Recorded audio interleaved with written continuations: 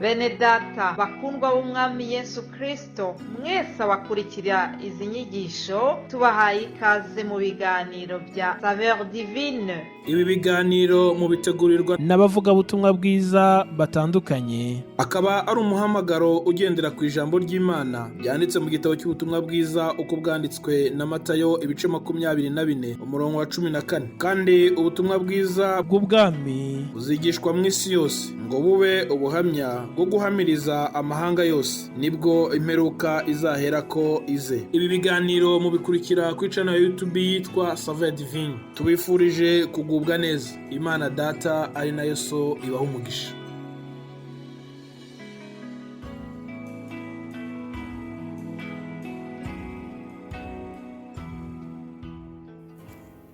Amahoro y'Imana abane namwe mwese bene data bakunzi b'Imana kandi bakunzi b'ikiganiro Saveur Divine.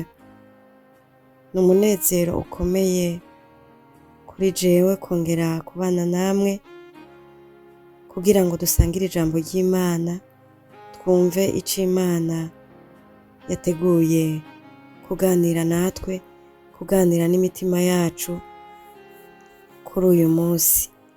Muri kumwe na Kaneza Benigne mu kiganiro Saveur Divine. Imana yo mw'ijuru ariyo Data wa twese ibahezagire cane. Tugiye kubandanya twibukanya ku majambo turiko turibuka kandi twigishanya mu kiganiro Saveur Divine muri ino ndwi canke muri kino cumweru, n'amajambo Imana yatubwiye nk'abantu bayo, ico ijambo ry'Imana ridutegeka ngo dukundane. N'aya majambo turiko turibukanya. Amajambo turiko turibukanya nagomba ngo twibukanye kandi yuko urukundo nyakuri rukomoka mu Mana.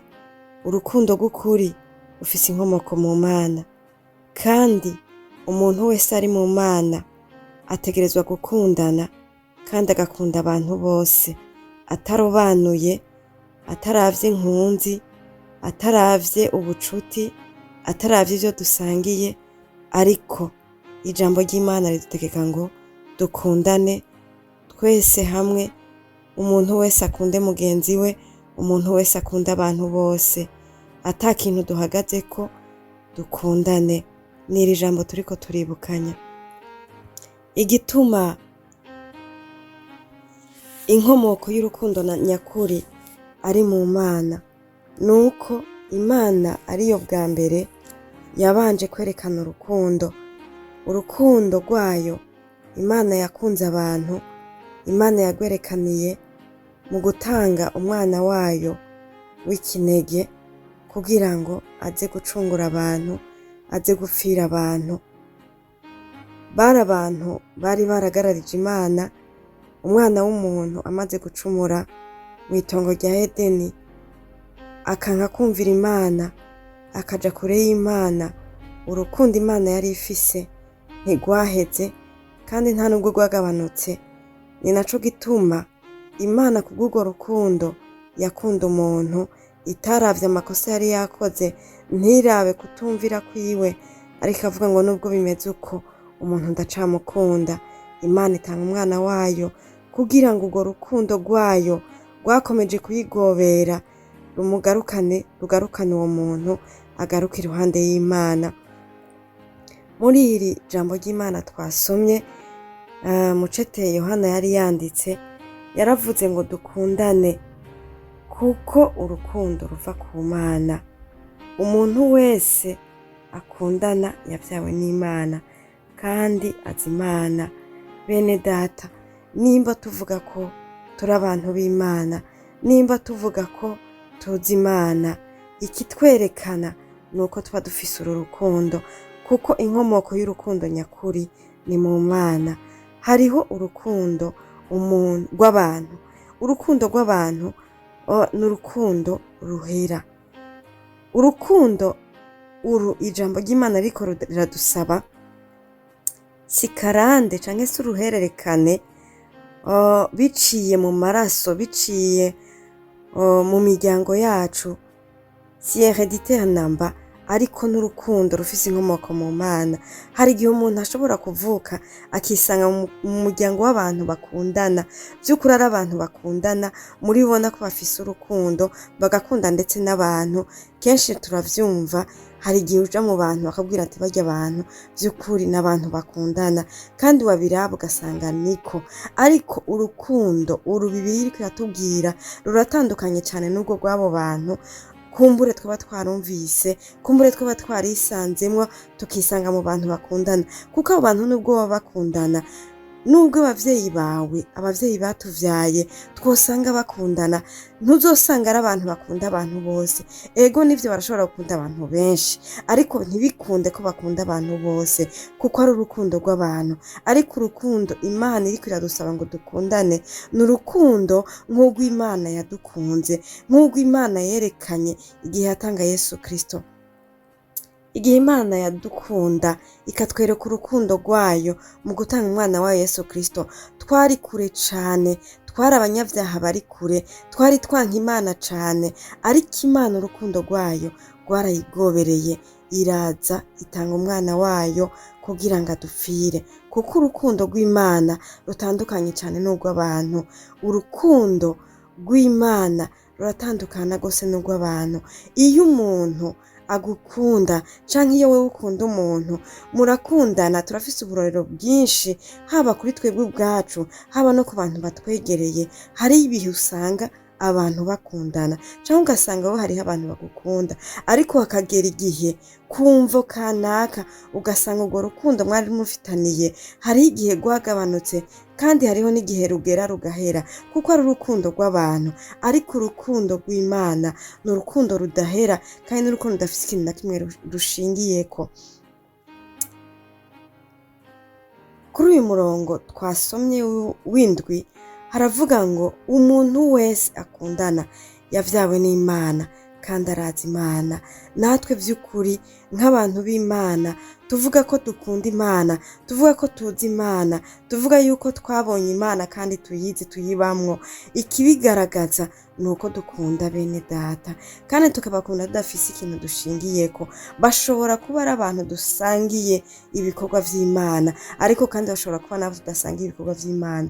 Urukundo rw'Imana, urw'Imana iriko iradutegeka, ni urukundo rutagira akarimbi. Urukundo rukomoka ku Mana ntirugira akarimbi, kandi ntirufise ikintu rushingiyeko. Ni urwo rukundo Yohana yariko arabwira aba bantu, ariko arandika kandi yandikira twebwe twese, aravuga ngo abo nkunda dukundane. Dukundane urukundo rw'Imana rufise inkomoko mu Mana, atari urw'abantu. Urukundo kenshi hari igihe ushobora gukunda umuntu akakugirira nabi, umuntu akaguhemukira kandi wamukunda, umuntu akakubabaza kandi wamukunda. Urukundo rw'Imana ni urukundo rudahera kubera umuntu yahemutse, ni urukundo rudahera kubera umuntu hari ikintu mutumvikanyeko, oya. Ariko urukundo Imana idutegeka ni urukundo rurenga urubibe, rukarengana amakosa yagukoreye, amakosa umuntu yagukoreye, amakosa umuntu yakugiriye, nubwo yoba yakwiciye umuntu. Urukundo rw'Imana rutubwira ngo turenganaho, turengane urwo rupfu rwabaye, turengane ubwo bwicanyi bwabaye, tugere hirya, dukomeze dukundane. Kuko nk'uko Imana yadukunze ikarengana ivyaha vyacu, ikarengana ububi bwacu, igatanga umwana wayo nubwo twari babi, nubwo twari kure, Imana ikadusanga ikadukunda. Urukundo Imana twingingira gukundana ni urukundo rurenga imbibe, ni urukundo rurenga amakosa abantu baba badukoreye, ni urukundo rurenga ubucuti twaba dufitaniye.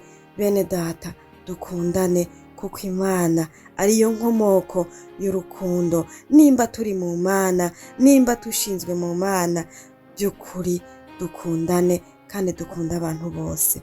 Ntibiriho kugira ngo dukunde benshi bashoboka, oyaye, ariko dukunde abantu bose tutaravye ikintu na kimwe, tudashingiye ku kintu na kimwe. Nimba hariho abakubabaje, urategekwa kubakunda, kuko urukundo rw'Imana rurarengera ivyo. Twebwe twenyene ntitwobishobora, twebwe twenyene ntitwobibasha. Yohana yanditse aya majambo, yagendanye na Yesu, yabanye na Yesu. Igihe Yesu yacungura abantu, Yohana yarabibonye, aravuga ngo dukundane kuko Imana yadukunze, kandi Yesu yitanze kubwo rukundo yadukunda. Nuru rukundo Imana idusaba, nuko dukundana tudafise ico dushingiyeko, kandi tukarenga karimbi kumbure ko shingwa n'abantu canke n'ikintu kanaka, ariko dushingura karimbi, dukunde turenge kure, ntiduhagarare ku kintu na kimwe. Tumenye ko abantu b'Imana, ikiranga abantu b'Imana ni ugukundana, ikiranga abantu bamenye Imana ni ugukundana, ikiranga abavyawe n'Imana ni ugukundana.